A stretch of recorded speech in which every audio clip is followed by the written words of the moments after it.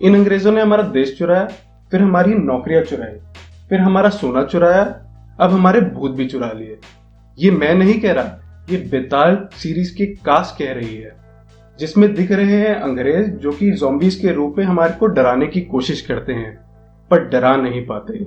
इस सीरीज का कंपैरिजन आप World War Z, Train to Busan या आई एम लेजेंड से तो नहीं कर सकते, but it is a fair attempt by Indian film makers. Hello, नमस्ते, सत श्री अकाल, सलाम। मैं हूं आशीष और मैं हूं नीतू, और आज हम रिव्यू करने वाले हैं नेटफ्लिक्स पर आने वाले सीरीज बेताल का। नेटफ्लिक्स का ये तीसरा अटेम्प्ट है हमें डराने को आफ्टर गोस्ट सीरीज एंड गौल, बट मेरे हिसाब से गौल अभी तक की बेस्ट हॉरर सीरीज है नेटफ्लिक्स पर। अगर आपको जुकाम हुआ हो तो घर वाले आपको बोलेंगे कि हल्दी वाला दूध पी लो, अगर मुंह में छाले हुए हैं तो बोलेंगे कि हल्दी लगा लो। बट एक और अनोखा इस्तेमाल जो इस सीरीज को देखने के बाद हमें पता लगा है कि हल्दी और नमक को साथ यूज करने से हमारे ज़ॉम्बीज भी तड़प उठते हैं। कहानी की शुरुआत होती है एक आदिवासी गांव से, जहां एक कॉन्ट्रैक्टर अंग्रेजों के जमाने से बंद पड़े टनल को खोल के वहां पे हाईवे बनाना चाहता है।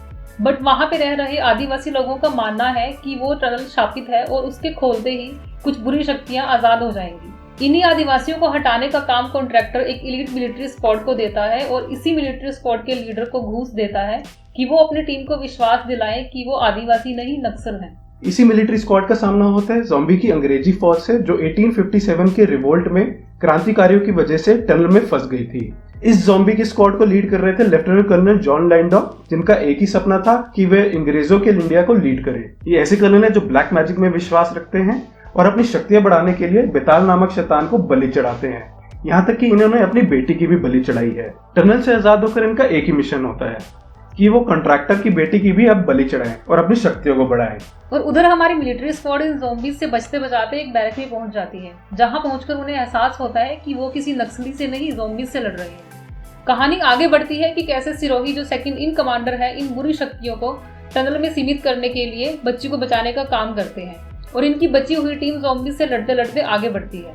इसमें पॉलिटिकल एंगल को भी दिखाने की कोशिश की गई है कि कैसे कुछ लोग अपने फायदे के लिए अपनी पोजीशन का गलत इस्तेमाल करते हैं। दूसरी तरफ इसमें इमोशनल एस्पेक्ट को भी दिखाने की कोशिश की गई है कि कैसे सिरोही पास में हुए हादसे से अपने अंदर ही अंदर लड़ रहा है। सीरीज में 4 एपिसोड हैं जो 45 मिनट के हैं, जिनको देखने पर आपको जरूर लगेगा कि और छोटे हो सकते थे। दूसरे एपिसोड तक तो फिर भी ठीक है, बट तीसरे में आपको जरूर लगने लगेगा कि सीन्स को बिना बात के लंबा खींचा हुआ है। कुछ सीन तो ऐसे हैं जिनको देख के आपको पता लग जाता है कि आगे क्या होने वाला है। गालियां भी आपको लगेगा कि बेवजह फोर्स की हुई है। यानी कि सीरीज बहुत ही प्रेडिक्टेबल है। सिनेमैटोग्राफी और सीजीआई को देखकर ऐसा लग रहा है कि सीरीज का बजट थोड़ा कम है। अंग्रेजी ज़ॉम्बीज को देखकर लग रहा है कि मैनीक्वीन की आंखों में लाल बत्ती जगा दी है। किसी किसी सीन में ज़ॉम्बीज उड़ते हुए दिख रहे हैं। इसको देखकर आपका मन करेगा कि अपने बालों को नोच ले। एक दो सीन ऐसा भी लगेगा कि घोल की कॉपी की गई है।